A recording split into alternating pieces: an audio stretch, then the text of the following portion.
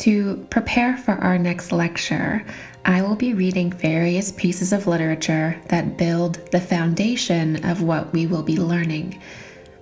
We must understand that many stories are not just stories, but rather pathways within the collective mind.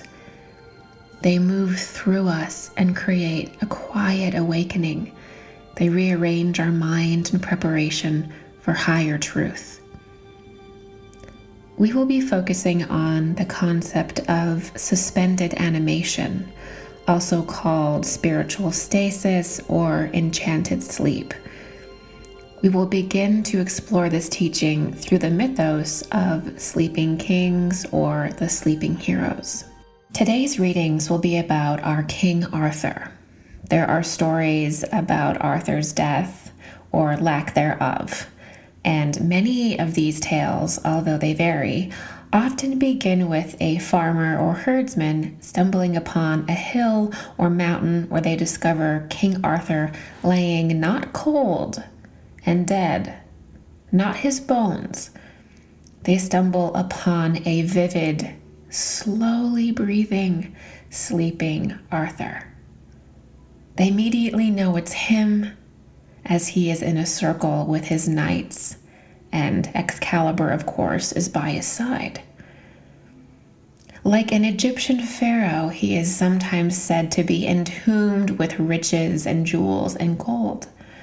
Other times he has a more modest resting place, which is just deep in the earth in the crooks of gnarled tree roots, as one might imagine a druid would sleep. This first passage is from Howard Pyle, The Story of the Grail and the Passing of Arthur, 1913. So I have told you of the passing of Arthur, which in all the other histories of those things is told as I have told it. But of that which happened thereafter, there are many distinct and separate histories. But that history which hath been accepted of old by the people of England is this, that King Arthur did not die, but that he was taken by Queen Morgana le Fay, and by those two other queens, to Avalon, and that there he was salved, so that he did not die. And that history saith that he lives there yet, and that someday he shall come back to Britain as he promised to do, and that when he thus shall come here, there shall likewise come continual peace and plenty and joy and happiness as he promised. And touching Avalon, there is this to say, that it is the dwelling place of Queen Morgan le Fay, and that it is a strange and wonderful island that floats forever upon the sea to the westward. And many people declare that they have beheld that land, and always from a distance. For sometimes they call it Fata Morgana, and sometimes they call it Avalon.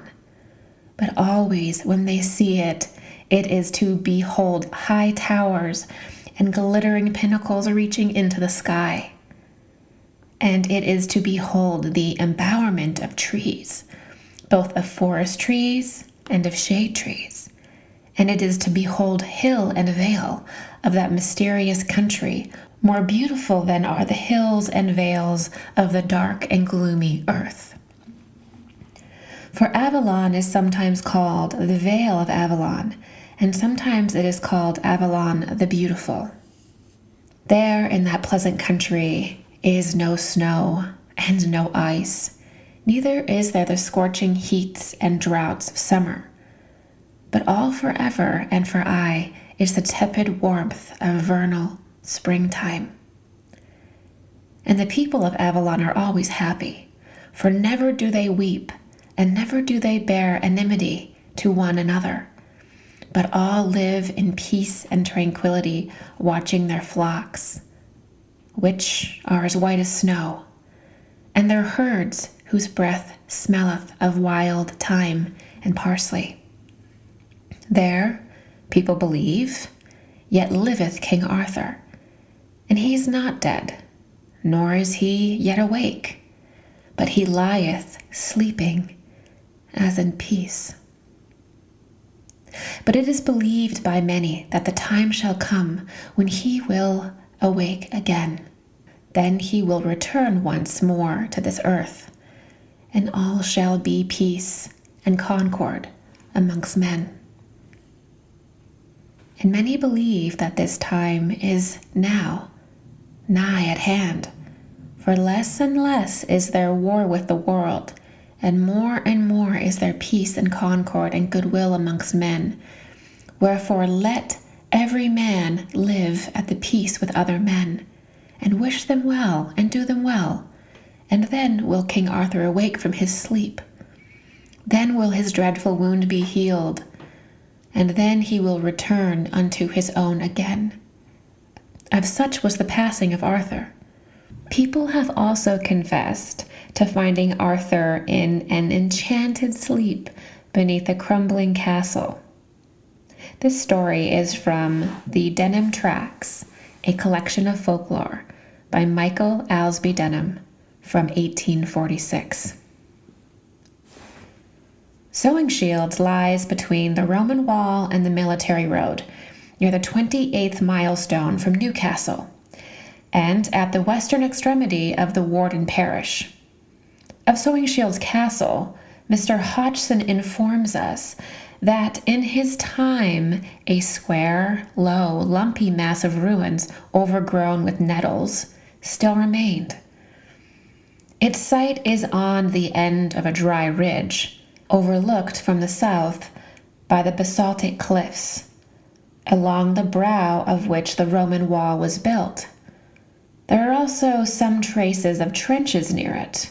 This is the castle referred to by Sir Walter Scott in the 6th canto of Herod the Dauntless as the Castle of the Seven Shields.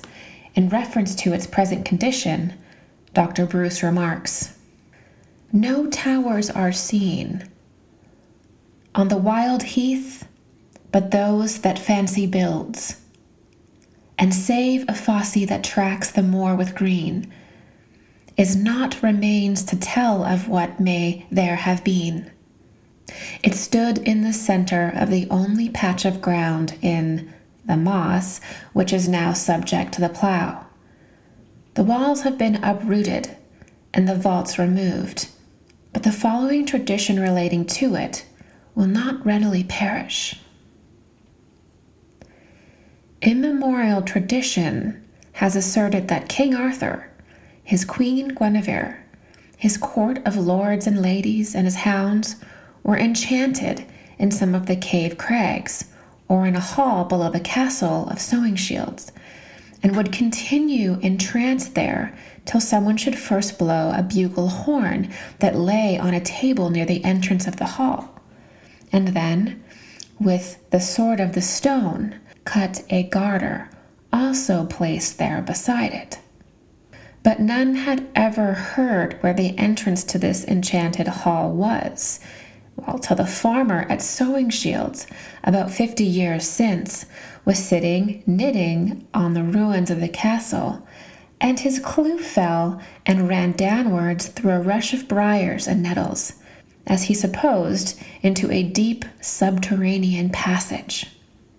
Full in the faith that the entrance into King Arthur's hall was now discovered, he cleared a briery portal of its weeds and rubbish, and, entering the vaulted passage, followed, in his darkling way, the thread of his clue.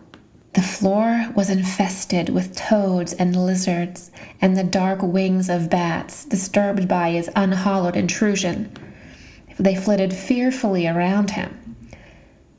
At length his sinking courage was strengthened by a dim and distant light, which as he advanced grew gradually brighter, till at once he entered a vast and vaulted hall, in the center of which a fire without fuel from a broad crevice in the floor blazed with a high and lambent flame that showed all the carved walls and fretted roof, and the monarch and his queen and court reposing around a theater of thrones and costly couches. On the floor beyond the fire lay the faithful and deep-toned pack of 30 couple of hounds, and on a table before it the spell-dispelling horn, sword, and garter. The shepherd reverently but firmly grasped the sword, and as he drew it leisurely from its rusty scabbard, the eyes of the monarch and his courtiers began to open, and they rose till they sat upright. He cut the garter, and as the sword was being slowly sheathed, the spell assumed its ancient power, and they gradually sank to rest. But not before the monarch had lifted up his eyes and hands and exclaimed, "Oh, woe betide that evil day on which the witless wight was born, who drew the sword, the garter cut, but never blew the bugle horn." Of this favorite tradition, the most remarkable variation is respecting the place where the farmer descended. Some say that after the king's denunciation, terror brought on a loss of memory, and he was unable to give any correct account of his adventure or the place where it occurred. But all agree that Mrs. Spearman, the wife of another, more recent occupier of the estate, had a dream in which she saw a rich hoard of treasure among the ruins of the castle, and that for many days together she stood over workmen employed searching for it, but without success.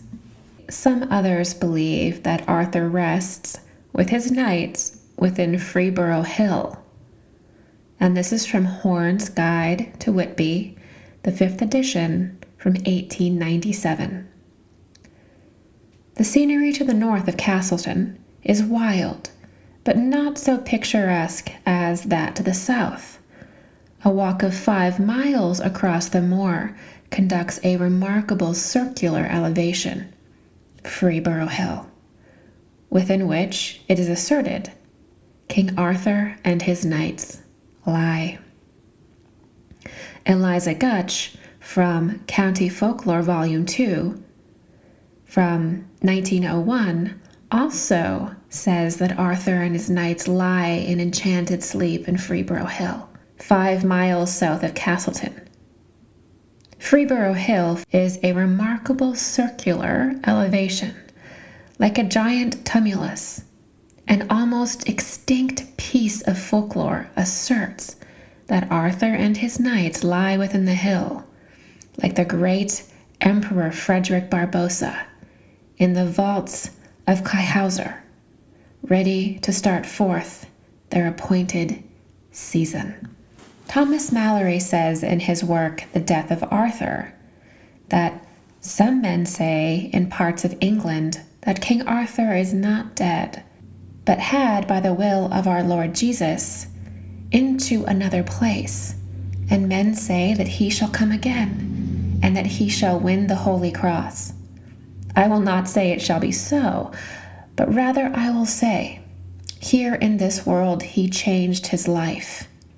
But many men say that there is written upon his tomb this verse, Hic jesse Arthurus, rex quondam rexic futurus. Here lies Arthur, the once and future king. Richmond Castle also appears to be a candidate of the resting place of Arthur, as mentioned by Eliza Gutch again in her County Folklore series from 1901. She says, on the side of the river Swale near Richmond is a remarkable circular hill called the Round How, near a large natural cave called Arthur's Oven. And hereupon comes to mind a Richmond legend, parallel with the various other stories told of King Arthur in the north. A person walking around Richmond Castle was arrested by a man who took him into a strange vault beneath the fortress, where a multitude of people were lying on the ground, as if in a deep slumber. In this chamber, a horn and a sword were presented to him, for the usual purpose of releasing the sleepers of other days from their long listlessness. But when he drew the sword half out of its sheath, the stir among them all terrified him to such a degree that he let the blade fall back into its place, and an indignant voice instantly cried, "Potter, Potter Thompson, if thou had either drawn the sword or blown that horn, thou'd been the luckiest man that has ever been born." The tradition adds that no opportunity of breaking the enchantment will again be afforded before a definite time has elapsed. So, what does it mean to sleep as Arthur and his knights sleep? What is enchanted sleep or suspended animation? Is it real? Is it possible? What spiritual purpose could this phenomenon have for the individual as a spiritual mechanism, but also for society and the collective consciousness? Thank you for listening, and stay tuned for our next video in this series.